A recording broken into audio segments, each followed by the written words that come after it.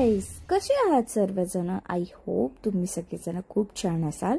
आणि चला, कुठे आलो आहोत आपण आलो आहोत छत्रपती संभाजीनगर मधले जे देखावेत म्हणजे गणपती बाप्पाचे डेकोरेशन बघण्यासाठी. तर फर्स्ट आपण हे डेकोरेशन बघायला गेलो, जे की एस्थेटिक लुक देत होतं आणि खरंच खूप भारी वाटलं ते बघून. त्या मंडळाचं मला नाव नव्हतं माहिती, सो दॅट्स वाय त्या मंडळाचं नावच आपण नाही सांगू शकत किंवा दाखवूही शकत नाही. हे जे वरती त्यांनी छतावरती केलं होतं एवढं भारी वाटत होतं. मी सुरेला म्हटलं यार आपण पण असंच काहीतरी डेकोरेशन करूया, म्हणजे घरी नॉर्मली.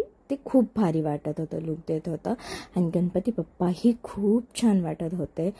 त्यांना बघून खूप भारी वाटलं. देन आपण गेलो सेकंड डेकोरेशन बघायला. इथे सूरजची माझी थोडीशी नॉर्मल फाईट चालू होती. तो बोलला तू केस मोकळे सोड. मी म्हटलं का? तो म्हटला केस मोकळे सोडलं तू छान दिसते. मी म्हटलं अरे तुम्हाला फोटो दिला होता तो तर मी केस बांधून दिला होता. तो बोलला नाही तरी पण छान दिसतेस. मी म्हटलं मेन्शन करायचं ना की आम्हाला मुलगी पाहिजे केस मोकळे सोडणारी, कारण की मला खरंच नाही आवडत जास्त हे म्हणजे खुले सोडायला.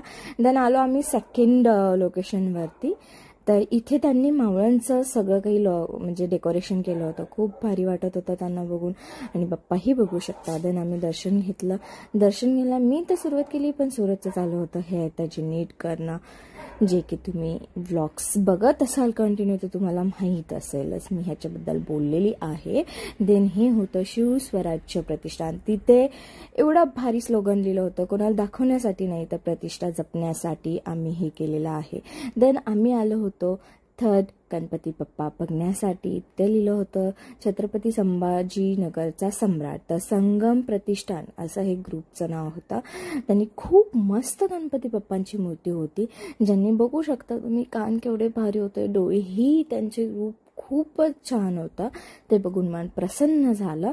देन पुढे जाता जाता आम्ही गेलो चौथा गणपती बाप्पांचं डेकोरेशन बघायला. ते न्यू शिवशक्ती गणेश मित्र मंडळ असं होतं आणि तिथे देखावा पण होता. आम्हाला जायला ॲक्च्युली लेट झालं, त्याच्यामुळे आम्हाला देखावा बघता आला नाही.